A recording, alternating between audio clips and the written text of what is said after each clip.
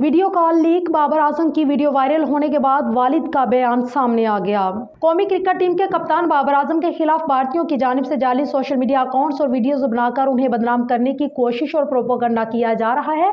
भारतीय social media users Babar Azam की edit की गई वीडियो कॉल को असली करार देते हुए उन पर कीचड़ उछालने की नाकाम कोशिश कर रहे हैं। बाबर आजम की लीक वीडियोज और तस्वीर के बाद सार्फिन ने सोशल मीडिया को सर पर उठा लिया है, जिसमें से कुछ सोशल मीडिया अकाउंट्स की जानिब से यह दावा किया गया है कि बाबर एक और पाकिस्तानी क्रिकेटर की गर्लफ्रेंड के साथ दोस्ती बना रखी है।